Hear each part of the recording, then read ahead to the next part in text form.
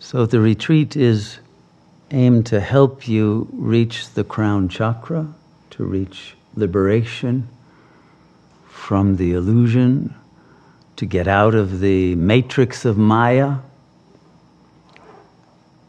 so that you can be one with the dreamer of this dream world.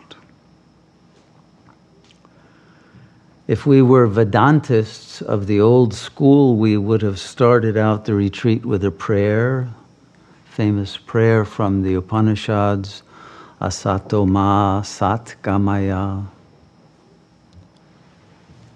Tamaso ma jyotir gamaya, Mrityor ma amritam gamaya.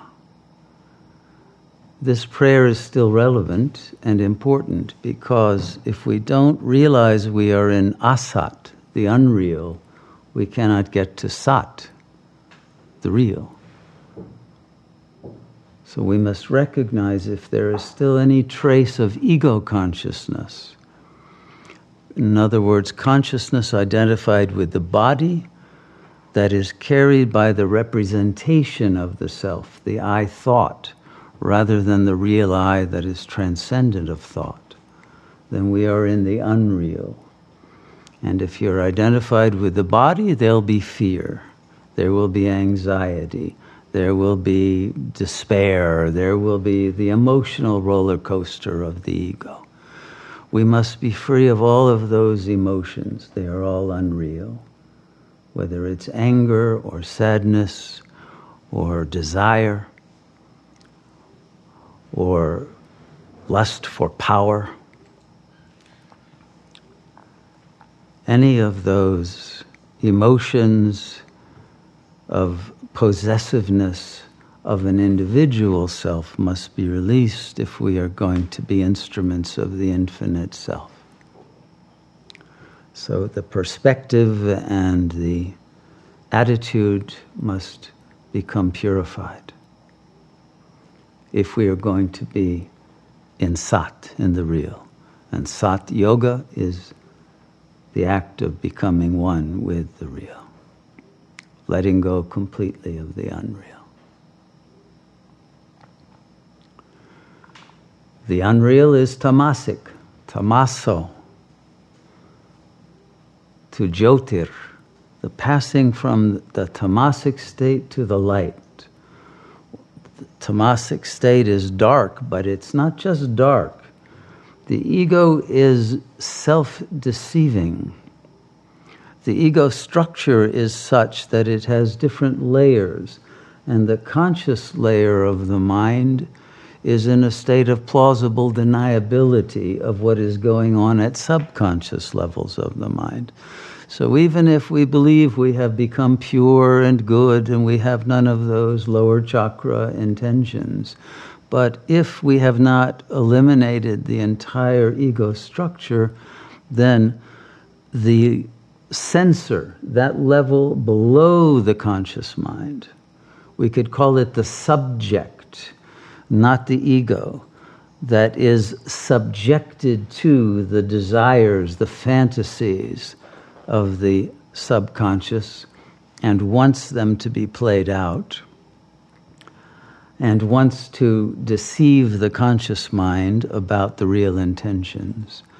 This must be eliminated, and this requires a great deal of inner work, a great deal of penetrating vision into our own heart in order to recognize any falseness and to have the courage to slay the demons of the subconscious mind that would sabotage our efforts to be in the crown chakra.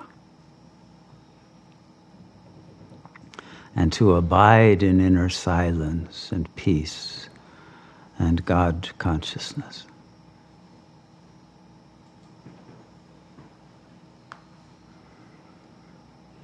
And so it is the working through of those subjective tendencies that will show up in your dreams, it will show up in slips of the tongue, it will show up in desires, impulses, addictions, attitudes of the lower three chakras, whether they are those of wanting to escape, wanting to space out, wanting to take drugs in order to ease the pain and the anxiety, or to lose touch with our true duties and dharma and our mandate and imperative of transformation. And we must let go of whatever desires of the body there are, whether it's pornographic lust or romantic fantasies or any of the other forms of chakra 2, false self, desires for an object that will make one feel whole. We can only feel whole through the letting go of the false self that lacks essence, that lacks reality, because it's identified with a material form that is temporary, and therefore that is in a state of fear of its own extinction, and the pain and the suffering of aging and of loss, etc. So we must be free of that, and we must be free of the desire for territory, power, money, control of chakra 3. We must let go of those very consciously, but also see if there are tendencies that remain below the threshold of consciousness that would sabotage our complete openness and our complete letting go of the attempt to manipulate and control and determine, but be in a state of surrender to the supreme intelligence that is guiding us, but that can only reach us and move us accurately if we are empty of ego. And then finally, the mrityu, or the death. We are to be led from death to immortality. Well, in fact, of course, we are already immortal. We are already the light. We are already the real. But if you're identified with an immortal body, then you are still in the land of death. And it's letting go of our attachment to the body that is necessary in order to realize our true immortal nature, our eternal nature. And our nature is eternal because when we are free of the false ego and all of its narratives, its constant self-talk, its constant attempt to control, understand through conceptualization and rhetoric and using words to manipulate and persuade and seduce, etc. When we are free of that, we are living in the present, and the present is eternity. The present is beyond time, and it is that timeless presence that is what brings about the capacity for the redreaming of a world. So all of these three aspects of the ancient prayer are still accurate, but we must understand them psychologically, and we must not ask to be led from outside, but we must find the God self within. We must not be dependent on any other being. We must give up all dependency if we are going to be free. And if our population had been in this state, no one would have been afraid of a virus. The pandemic could not have led to lockdowns and the shutting down of society and the bringing an end to the world as we know it, which is just the beginning of the various machinations that will go on. But because of the cowardice that is inherent to body consciousness, humans have fallen from a true race intended to be crowns of creation and masters to become a slave race. And if we are to give up the chains of our slavery, we must realize our true nature as bodiless spirit and not fear death.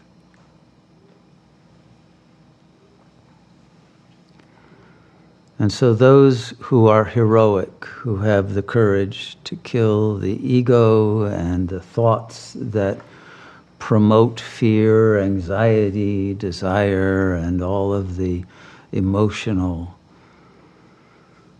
chains, attachments, addictions of the ego mind that keep us from being in a state of peace and silence and love, those must be dropped, renounced, let go.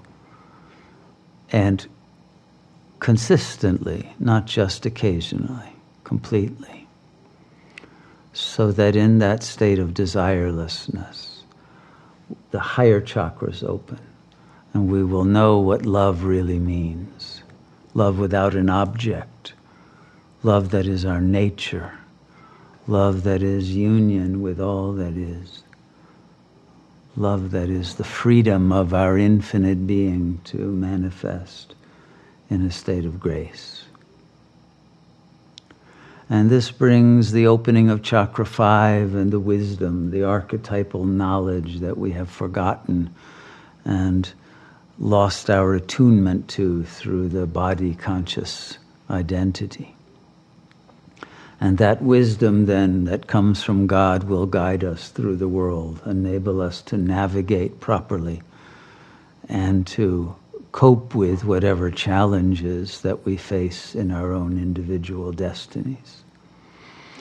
But this will open up chakra 6 as the true surrender leads to mastery. And the mastery of the mind leads to that consistent silencing that brings the total union, the crown chakra, the capacity for living as an instrument of God consciousness, free of ego. It's this that is the sadhana, the pathway that enables us to earn our liberation, our right to co-dream the new cycle of time, the new world in which we are free to appear again as avatars of that God self, or be liberated eternally into the light that is transcendent of all worlds.